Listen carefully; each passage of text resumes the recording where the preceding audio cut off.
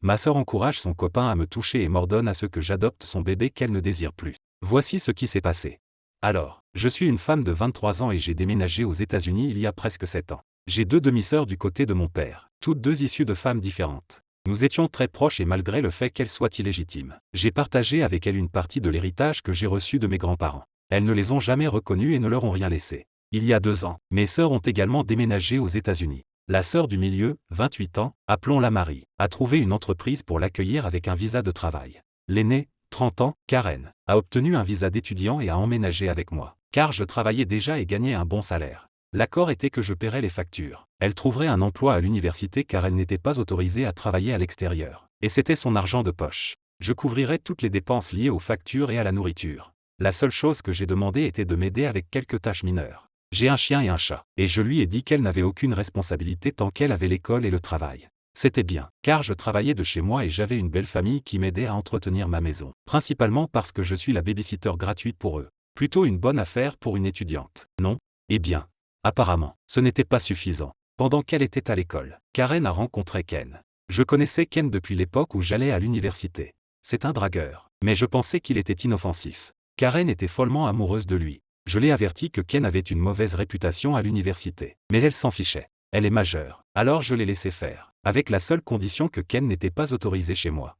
Le Covid arrive. Mes heures sont réduites. L'école de Karen est mise en pause et elle perd son travail sur le campus. À cause de tout cela, nous avons déménagé dans un petit appartement. J'ai pris un deuxième emploi et fait quelques freelances en parallèle. Inutile de dire que je n'avais pas de vie personnelle. Je fréquente quelqu'un, mais lui aussi était débordé de travail et de factures. Alors nous nous sommes à peine vus. Pendant ce temps, Karen et Ken se rapprochaient apparemment et ils commençaient à apparaître dans l'appartement. Karen n'était pas partie prenante de mon bail, mais mon propriétaire était très compréhensif. Ken a commencé à faire des commentaires vraiment inappropriés sur moi. Je ne suis pas une reine de beauté, je suis juste un peu exotique, comme l'a dit Ken. Je suis métisse des Caraïbes, donc j'ai un peu de tout et d'une certaine manière. Tout se voit. Karen ressemble plus à notre père, qui était d'origine européenne. Honnêtement, Karen est plus attirante. Je semble seulement étrangère dans cette petite ville de la région des montagnes Intermountain. Ken faisait tout pour me toucher et était juste envahissant. J'ai réussi à rester dans ma chambre quand il était là ou à utiliser l'excuse que mes animaux avaient besoin d'une promenade. Je ne savais pas exactement pourquoi, mais Karen insistait pour que je passe du temps seul avec Ken.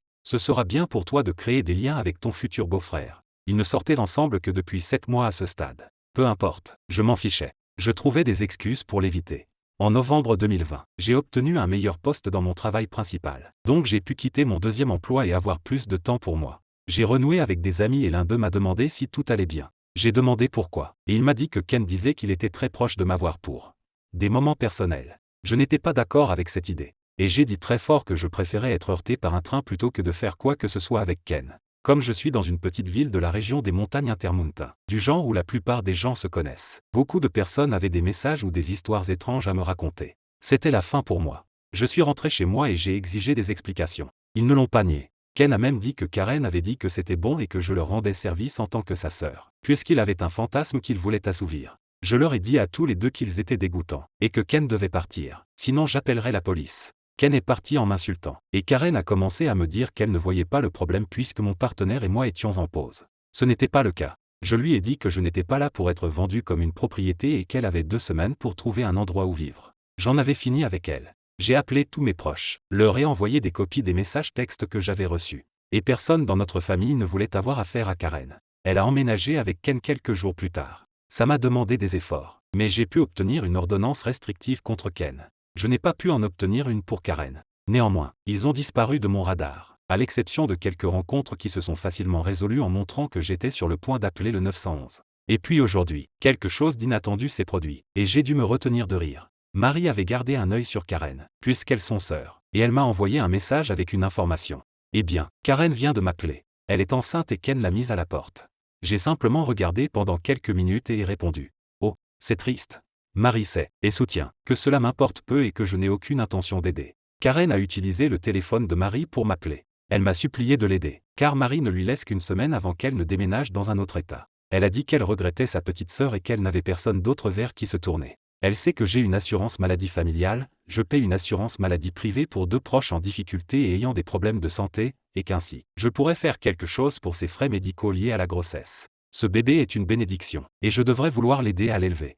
C'est-à-dire, payer pour tout, je l'ai laissé déverser son cœur pendant 5 à 7 minutes. Puis j'ai dit non. J'ai mis fin à l'appel. Elle a essayé de rappeler pendant un moment, puis a arrêté lorsque j'ai reçu un message de Marie disant qu'elle avait laissé son téléphone sur le comptoir et qu'elle s'excusait pour le spam. La plupart de ma famille est d'accord avec moi. Même la mère de Karen. La seule qui désapprouve, c'est la tante de Karen. Ce n'est pas ma tante, mais je l'appelle quand même tante, car je la connais depuis de nombreuses années. Elle a exercé une pression sur moi pendant la majeure partie de la journée. Elle a cessé uniquement lorsque je lui ai dit qu'un message de plus et je montrerai les messages textes à mon beau-père, qui est son propriétaire. Je ressens de la compassion pour le bébé, jusqu'à un certain point. Mais il y a des moments où tout ce à quoi je pense, c'est que ce n'est pas mon problème. Et ce ne sont pas mes soucis. Quelques semaines ont passé, et Marie m'a soudainement appelé lors d'une matinée ordinaire pour prendre un brunch et discuter de choses liées à Karen. Elle m'a dit qu'elle comprenait que je ne voulais pas être impliqué, mais elle voulait vraiment en discuter et que je pouvais simplement partir après. Je connais Marie, et je sais qu'elle essaie simplement de mettre de l'ordre avant de quitter l'État. Elle est la pacificatrice de mes frères et sœurs. J'ai accepté à condition qu'il n'y ait aucun moyen que Karen rentre chez moi. Marie a simplement dit, si elle essaie de te suivre, je la traînerai dehors moi-même. Donc, je me suis habillé et je suis parti bruncher avec mes sœurs. Je vais passer sur les politesses et le regard idiot, famille amicale, que Karen a tenté. Une fois que nous avons fini de manger et que nous prenions simplement du café, Marie a mis toutes les cartes sur la table. Elle a expliqué qu'elle ne pouvait pas emmener Karen avec elle hors de l'État, car elle allait se marier avec sa petite amie de longue date et elle ne pouvait se permettre qu'un appartement d'une chambre dans sa nouvelle ville. Elle a également dit que Karen était folle si elle pensait que Marie la laisserait vivre avec moi, même si elle avait le pouvoir de me faire reprendre Karen. Que Karen était chanceuse que Marie la laisse rester chez elle ces derniers jours. Elle lui a dit que la seule raison pour laquelle nous faisions cela était que sa mère la suppliait de mettre Karen quelque part en sécurité ou de trouver une solution pour la grossesse. Alors, elle s'est tournée vers moi et m'a demandé en tant que personne la plus stable économiquement s'il y avait quelque chose que je serais prêt à aider. Je peux passer pour un idiot pour cela. N'hésitez pas à me critiquer. Mais j'ai essentiellement dit que je ne donnerais de l'argent que pour 3 choses.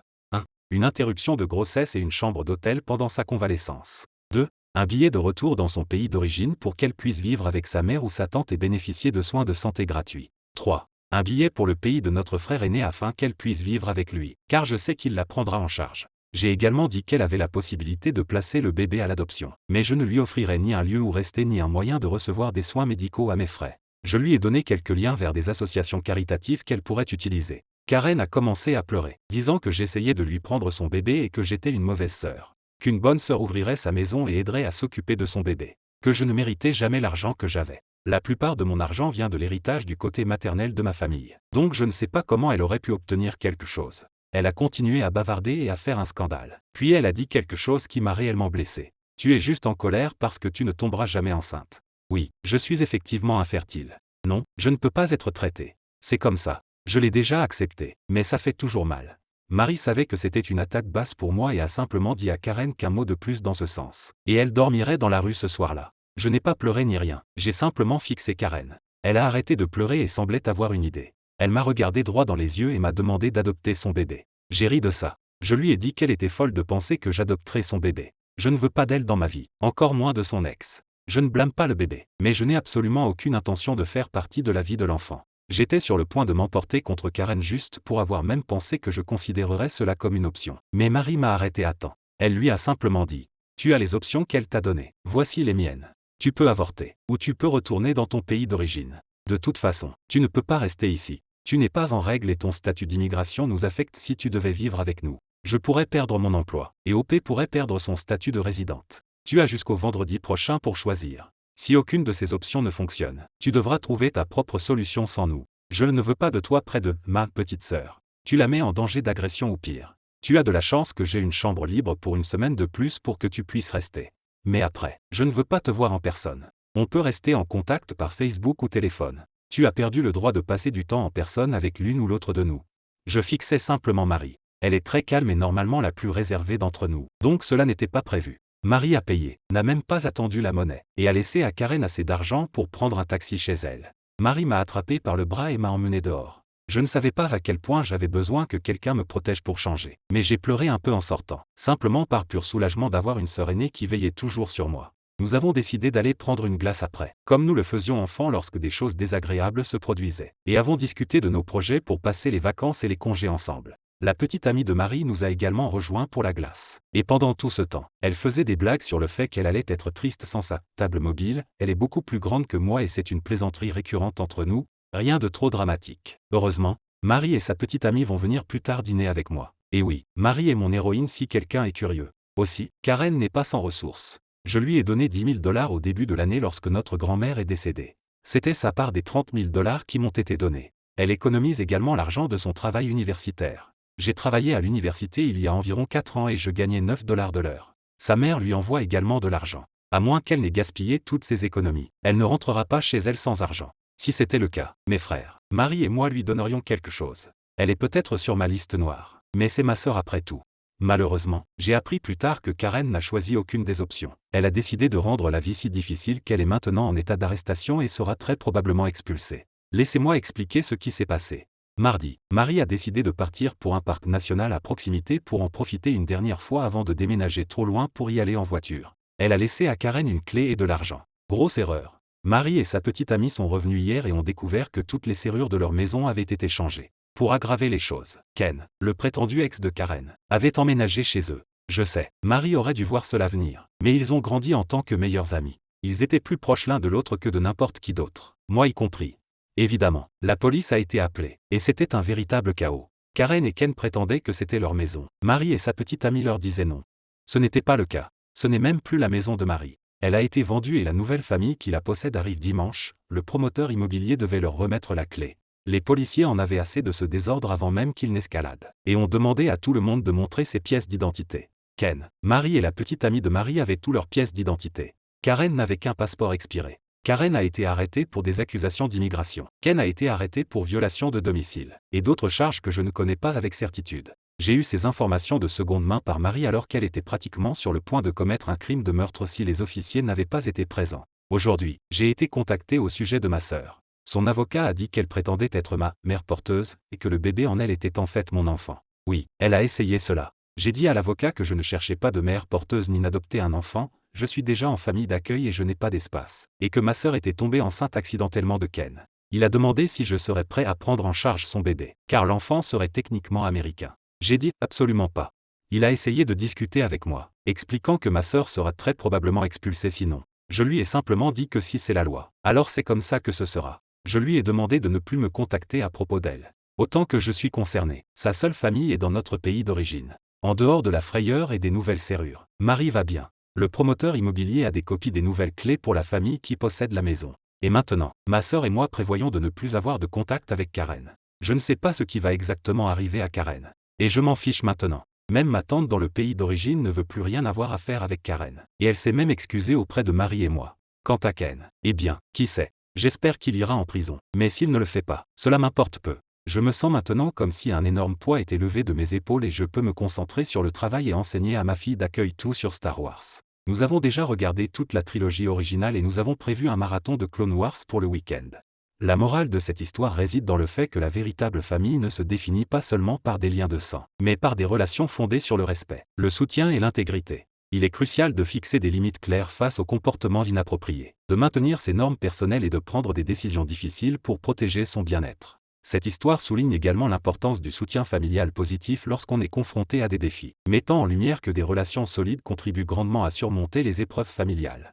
Merci d'avoir regardé la vidéo jusqu'au bout. Et si elle vous a plu, n'hésitez pas à vous abonner et à lâcher un pouce en l'air. Sur ce, à la prochaine.